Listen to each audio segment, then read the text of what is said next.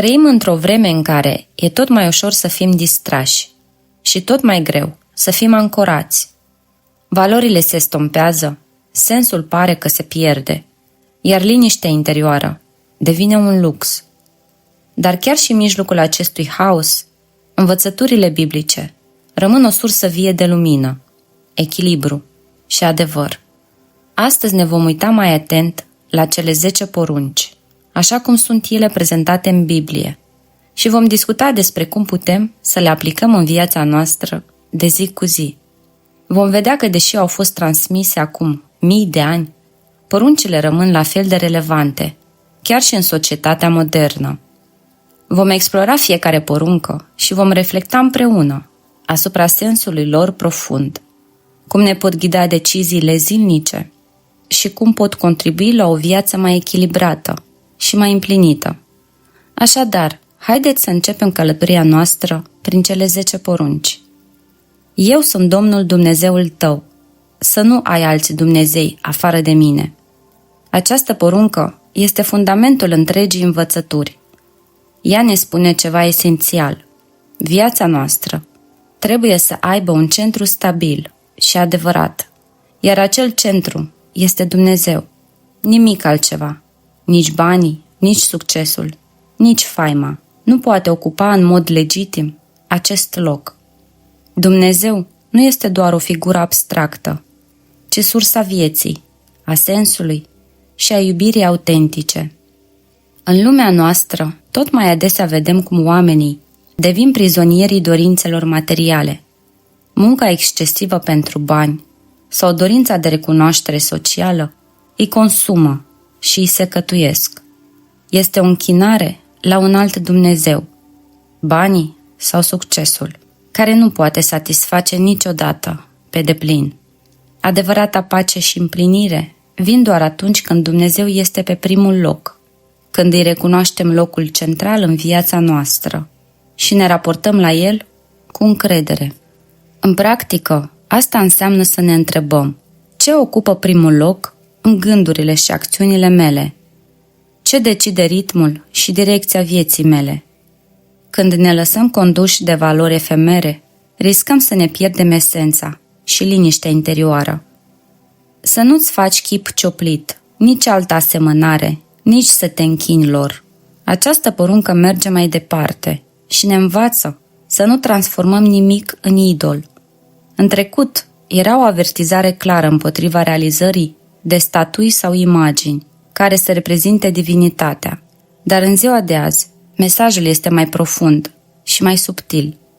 Idolii pot lua multe forme: o carieră care devine întreaga identitate, banii care ne dictează fiecare decizie, dorința de putere sau faimă care ne controlează viața.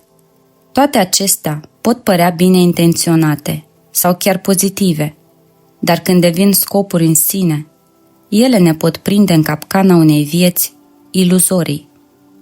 Această poruncă ne învață să fim atenți la ce ridicăm pe piedestal în inimile noastre, pentru că orice chip pe care îl idolatrizăm ne poate înrobi. Când ne legăm prea mult de o imagine idealizată a succesului, a unei relații sau a unei poziții sociale, ne închidem în fața libertății autentice, pe care ne oferă credința vie și sinceră. În viața de zi cu zi, asta înseamnă să ne întrebăm: ce lucruri sau idei mi-au luat locul lui Dumnezeu? Cât de mult mă definesc acestea și cât de mult îmi fură ele libertatea? Să nu iei numele Domnului Dumnezeului tău în deșert. Această poruncă ne învață să respectăm ceea ce este sacru, să nu folosim în mod frivol sau iresponsabil numele lui Dumnezeu. În societatea de astăzi, cuvintele au devenit adesea doar zgomot. Le rostim fără să le cântărim, fără să le dăm greutatea adevărată. Uneori, numele lui Dumnezeu sau valorile spirituale sunt invocate în mod superficial, poate chiar pentru a justifica interese personale sau conflicte. A lua numele lui Dumnezeu în deșert înseamnă să-l folosești fără respect, fără adevăr, ca pe un cuvânt gol. Dar spiritualitatea și credința nu sunt doar vorbe. Ele sunt ceea ce dă sens vieții noastre, ce ne leagă de o realitate mai mare. În lumea noastră modernă, asta înseamnă să fim conștienți de cum vorbim despre credință, în familie, între prieteni sau chiar în spațiul public. Cum putem păstra respectul și sinceritatea când vorbim despre ceea ce este sfânt? Cuvintele noastre ar trebui să construiască, nu să rănească sau să trivializeze. Adu-ți aminte de ziua Domnului și o cinstește. Această poruncă ne oferă o lecție vitală. Odihna și reflecția sunt necesare, nu un lux.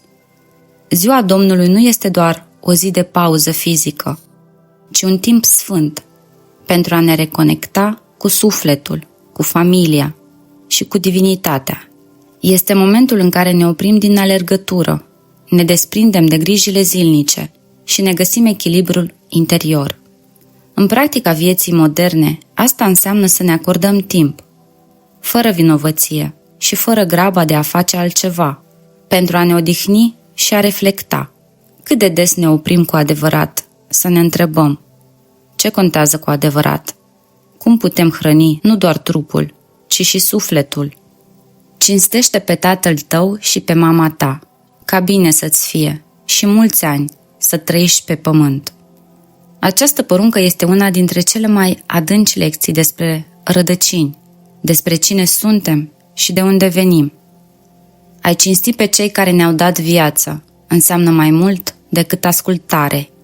E un exercițiu de recunoștință față de grija lor tăcută, de sacrificiile nevăzute și de dragostea care ne-a susținut din umbră.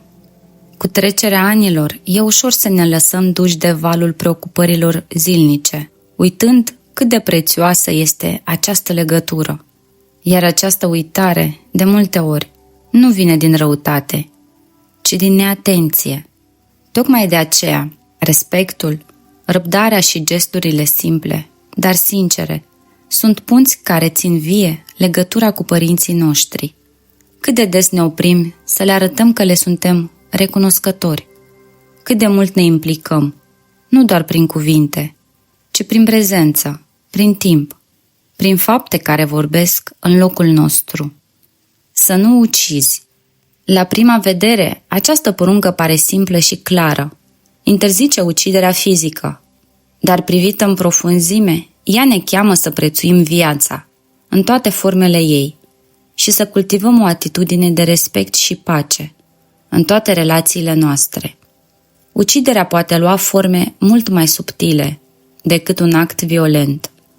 Cuvintele dure, judecățile pripite, ura sau indiferența pot ucide speranțe, vise sau încrederea oamenilor.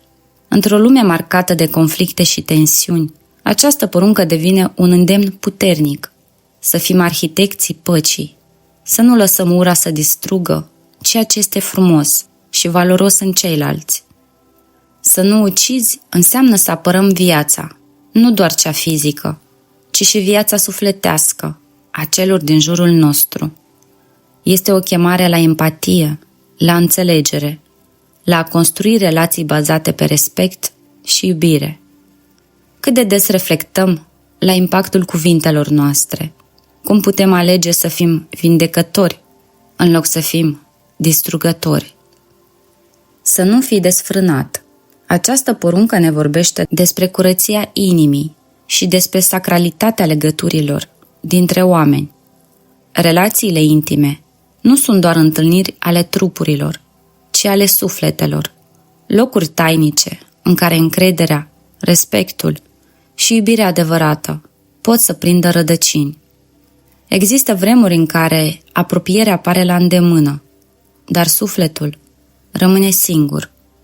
Atunci când ne lăsăm conduși de dorințe trecătoare, riscăm să pierdem din vedere ceea ce e mai prețios: demnitatea, angajamentul și darul de a dărui cu adevărat din noi înșine. Desfrânarea nu e doar despre ceea ce facem cu trupul, ci despre ceea ce uităm să protejăm în inimă. Ne putem întreba, cu sinceritate, Trăim relații care ne înalță, care ne aduc liniște, care ne hrănesc sufletul?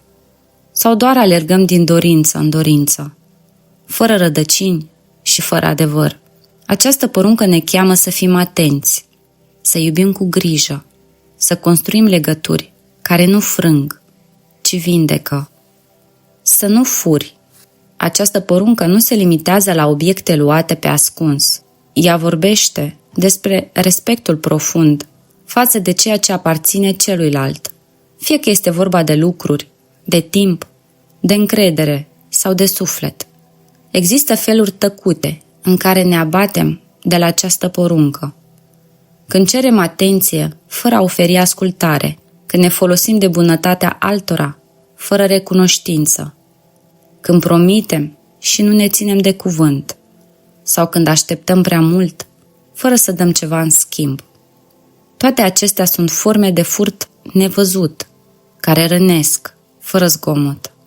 A respecta această poruncă înseamnă a trăi cu inima dreaptă și conștiința trează.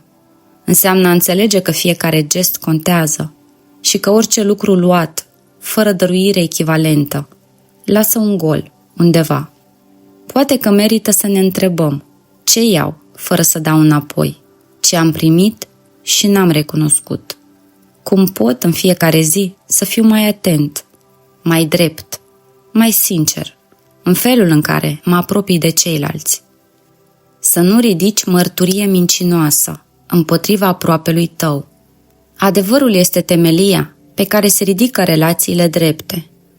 Când spunem lucrurilor pe nume, cu inimă curată, construim punți de încredere, locuri în care omul se poate simți văzut și auzit fără teamă. Dar uneori e mai ușor să ascunzi decât să dezvălui, să lași o jumătate de adevăr să plutească, decât să rostești totul. O simplă denaturare, o tăcere intenționată, o vorbă aruncată fără grijă, toate pot schimba destine, pot frânge legături, pot otrăvi încrederea dintre oameni. A mărturisi strâmb nu înseamnă doar să minți cu glas tare. Înseamnă să folosești cuvântul nu ca sprijin, ci ca armă. Și în clipa aceea, chiar și fără intenție, clădirea relației începe să se clatine. Porunca aceasta ne cere curaj. Curajul de a fi cinstiți, nu doar când e ușor, ci mai ales când adevărul ar putea să doară. Să ne întrebăm, sunt cuvintele mele limpezi ca apa? Ofer eu celorlalți acea sinceritate pe care și eu o caut? Și poate cel mai important, aleg să fiu un sprijin prin adevăr sau o umbră, prin minciună? Să nu poftești nimic din ce este al aproapelui tău. Această poruncă nu ne interzice dorința de a progresa, de a construi, de a avea o viață mai bună. Ea atinge însă o chestiune mult mai delicată, pofta, acea neliniște tăcută, care se strecoară în inimă atunci când privim viața altuia și simțim că a noastră e prea puțin. Pofta nu este doar o simplă dorință de a avea, este o umbră care se așterne peste suflet atunci când ne comparăm, când credem că fericirea noastră stă în ceea ce au alții, casa lor, succesul lor, iubirea lor, norocul lor. Și odată ce invidia prinde rădăcină, ne pierdem liniștea, uităm ce avem și ne dorim ce nu ne aparține, cu o foame care nu se satură niciodată. Această poruncă ne provoacă să coborâm în adâncul nostru și să ne întrebăm, ce caut eu cu adevărat? Ce îmi lipsește cu adevărat? Este lipsa materială sau lipsa de recunoștință? Este o nevoie reală sau o rană nevindecată care caută alinare în comparații și în lucruri exterioare? Să nu poftești înseamnă, în esență, să înveți să te bucuri sincer, pentru binele altora, fără să simți că ți se ia ceva. Înseamnă să-ți educi inima să vadă binecuvântările din viața ta, chiar dacă ele nu strălucesc la fel de tare. Este o chemare la smerenie, la echilibru și la o bucurie care nu se hrănește din ceea ce ai, pentru că nu ceea ce ne lipsește ne face nefericiți, ci uitarea a ceea ce avem deja. Iar liniștea sufletească nu vine din a aduna mai mult, ci din a nu deveni robul a ceea ce nu ai. Aceste 10 porunci sunt înțelepciuni străvechi, dar cu o forță neclintită și un mesaj limpede pentru sufletul fiecăruia dintre noi. Nu sunt simple reguli, ci repere care ne pot susține pașii spre o viață plină de echilibru, sens și bucurie adevărată. Oricât de agitată ar fi viața, oricât de departe ne-ar purta gândurile sau vremurile, valorile adânc înrădăcinate în inimă rămân faruri călăuzitoare. Ele ne reamintesc cine suntem și ce fel de oameni vrem să devenim.